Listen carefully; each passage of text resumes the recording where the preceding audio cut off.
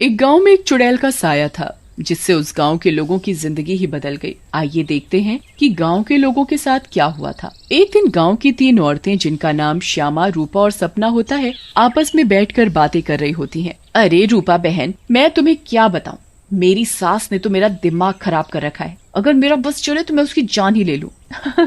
अरे क्या हुआ श्यामा बहन, इतना गुस्से में क्यों हो? शांति मौसी ने क्या कर दिया? हाँ तुम घर में अकेली हो ना, इसीलिए इतने मजे से रहती हो। हमसे पूछो जिनकी सास है, एक तो खाती हैं इतना, रोटी बना बना कर मेरे तो हाथ ही थक जाते हैं, ऊपर से हर काम में कमियां निकालती हैं। सही कह रही हो श्यामा बहन, मेरी कहानी भी कुछ कुछ तुम्हारी तरह ही है। मैं तो जरा सा अपने मर्द के साथ बैठ क्या जाऊं, पता नहीं कहां से बुढ़िया को खबर मिल जाती है, वहीं आकर सर पर खड़ी हो जाती है। हाँ ये तो चिंता की बात है सपना बहन, मौसी को समझाओ, नहीं तो दादी कैसे बनेंगी। रूपा की बात सुनकर तीनों जोर जोर से हंसने लगती हैं। तभी उनकी नजर एक गोलगप्पे वाली पर पड़ती है। गोलगप्पे वाली बहुत ही सुंदर होती है, उसे देखकर तीनों से रहा नहीं जाता और वो तीनों गोलगप्पे वाली के पास चली जाती हैं। अरे तुम तो औरत होकर गोलगप्पे बेच रही हो। ये तो पहली बार देखा है। अरे तो बहन, इसमें बुराई क्या है, कौनो गलत काम थोड़ी ना कर रहे हैं, मेहनत कर रहे हैं। वैसे आप लोग खाओगे गोलगप्पे? बातें तो बहुत अच्छी बनाती हो, चलो देखते हैं गोलगप्पे कैसे हैं। उसके बाद श्यामा और सपना दोनों गोलगप्पे खाने लगती हैं और रूपा वहीं खड़ी हो जाती है। रूपा को ऐसे खड़े देख गोलगप्पे वाली बोलती है, अरे बहन, आप नहीं खा रही गोलगप्पे? क्या हुआ, कहीं आपको अपने फिगर खराब होने का डर लग रहा है क्या? अरे नहीं नहीं, ऐसी बात नहीं है, मैं बस बाहर का सामान कम खाती हूँ और कोई बात नहीं, इन दोनों को खाने दो। श्यामा और सपना गोलगप्पा खाने के बाद बोलती हैं, अरे वाह गोलगप्पे वाली, क्या गोलगप्पे हैं, मुंह से तो स्वाद ही नहीं जा रहा, मजा आ गया। ऐसे गोलगप्पे मैंने जिंदगी में कभी नहीं खाए, तुम तो रोज आया करो, मैं तो रोज ही खाऊंगी। हाँ हाँ हाँ बहन जी, ये भी कहने की बात है, अब तो मैं रोज ही आया करूंगी, नया नया काम जो खोला है। उसके बाद वो गोलगप्पे वाली वहां से चली जाती है और वो तीनों औरतें भी अपने अपने घर चली जाती हैं। अगली सुबह रूपा पानी भरने के लिए कुएं पर जाती है। वहाँ औरतें आपस में बातें कर रही होती हैं। अरे रूपा बहन, पता है तुम्हें श्यामा और सपना कहाँ है? कहाँ है मतलब? अरे अपने घर पर होंगी और कहाँ? आहा, अरे नहीं रूपा बहन, वो दोनों अपने घरों से गायब हैं। कोई कह रहा था कि उनका चक्कर चल रहा था मर्दों के साथ और उन्हीं के साथ घर छोड़कर भाग गई हैं। बेचारे उन दोनों के पति। रूपा को ये बात सुनकर बहुत गुस्सा आता है और वो बोलती है, तुम्हें शर्म आनी चाहिए, औरत होकर औरतों के बारे में ऐसी बातें करते हो। ऐसा कहकर रूपा वहाँ से चली जाती है। शाम को वही गोलगप्पे वाली गांव में फिर से आती है। चीनू और टीनू नाम के 2 मंचुले उसे देखकर बोलते हैं, अबे टीनू, वो देख क्या लड़की है, एकदम एक नंबर, ये तो तेरी भाभी बनने लायक है बीड़ू। सही कह रहा है चीनू, लेकिन इसमें थोड़ा गलती होने का, ये अपन की नहीं, तेरी भाभी बनने लायक है, समझा क्या? फिर वो दोनों गोलगप्पे वाली के पास जाते हैं और बोलते हैं, ए गोलगप्पे वाली, क्या गोलगप्पे खिलाएगी हम दोनों को?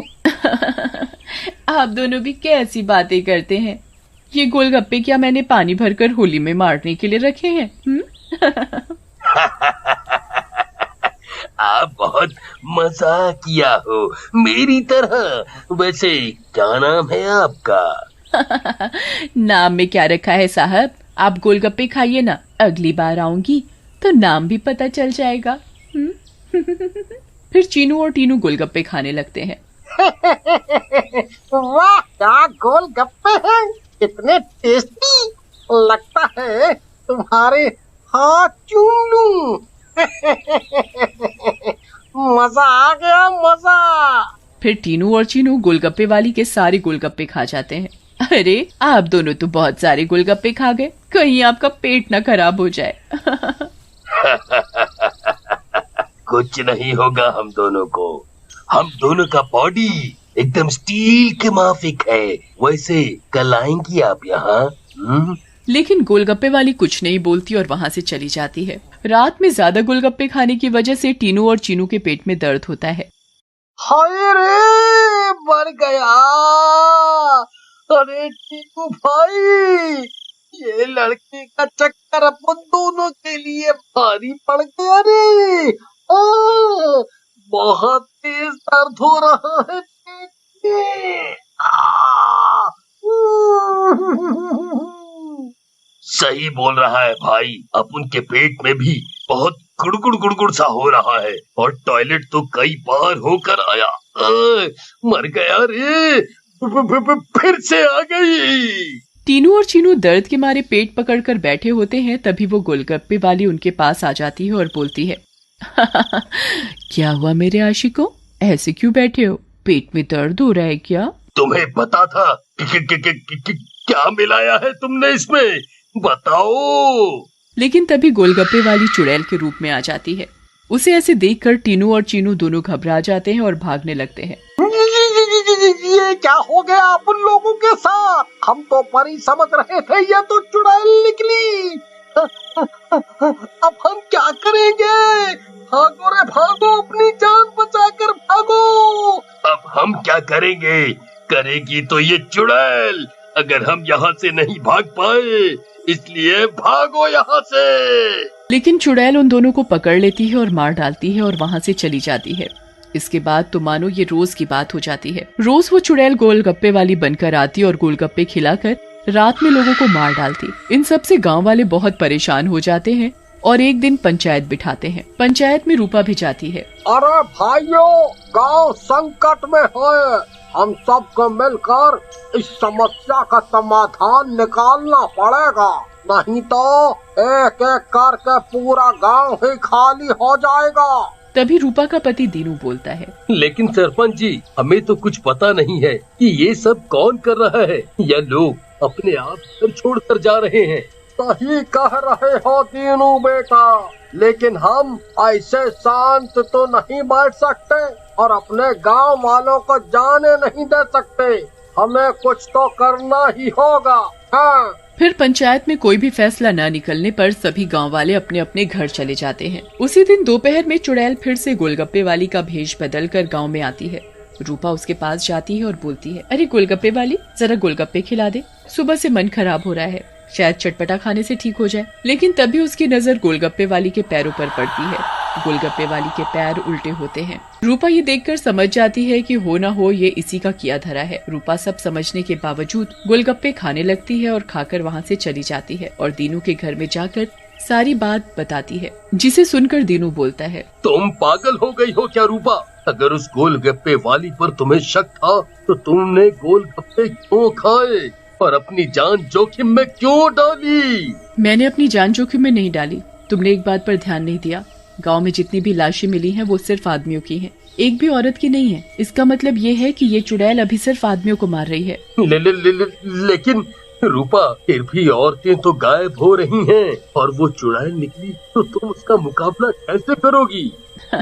हम औरतों में बड़ी शक्ति होती है, हम अगर अपनी पर आ जाएं तो किसी को भी अपने बस में कर लें। ये तो एक चुड़ैल है, इसे मैं देख लूंगी। तुम चिंता मत करो। फिर रूपा और दीनू अपने कमरे में सो जाते हैं, लेकिन रूपा की चिंता में दीनू को नींद नहीं आती और वो आंख बंद करके लेटा रहता है। रात में चुड़ैल उन दोनों के कमरे में आती है और रूपा को यूं आराम से सोते हुए देखकर हैरान रह जाती है। ये औरत तो वाकई बहुत निडर है, क्या मत सो रही है, लेकिन आज के बाद डरेगी। ऐसा कहकर चुड़ैल सोती हुई रूपा को उठा लेती है और जंगल की ओर चल पड़ती है। दीनू भी चुपचाप चुड़ैल का पीछा करने लगता है। चुड़ैल एक गुफा के सामने पहुंचकर रुक जाती है और गुफा को खोलती है। खुल जा सिमसिम। गुफा का दरवाजा खुल जाता है और चुड़ैल अंदर चली जाती है। दीनू भी चुपके से उनके पीछे पीछे अंदर चला जाता है। अंदर जाकर चुड़ैल रूपा को एक अंधेरे कमरे में ले जाती है और रोशनी करती है। जैसे ही वहाँ रोशनी होती है, गांव की बाकी औरतें भी रूपा को दिखाई देती हैं। श्यामा और सपना भी वहाँ होती है। अरे चुड़ैल, ये सब क्या है? गांव की औरतें, तुम ये क्या कर रही हो? लेकिन चुड़ैल कुछ नहीं बोलती। रूपा बहन, ये चुड़ैल पूर्णिमा के दिन हम सब औरतों की बलि देगी, बचा लो हमें। ये बचाएगी तुम्हें। इसकी जान तो खुद खतरे में है। तभी वहाँ दीनू आ जाता है और बोलता है, रूपा की नहीं चुड़ैल, बल्कि तू खतरे में है। दीनू सब औरतों को जलती मशाल दे देता है। चुड़ैल, तूने हमको और गांव वालों को बहुत परेशान किया है, गोलगप्पों की कसम तुझे छोड़ेंगे नहीं। ऐसा कहकर औरतें चुड़ैल के ऊपर मशाल डाल देती हैं और चुड़ैल जलने लगती है। मुझे जाने दो, छोड़ दो। लेकिन चुड़ैल थोड़ी ही देर में जलकर भस्म हो जाती है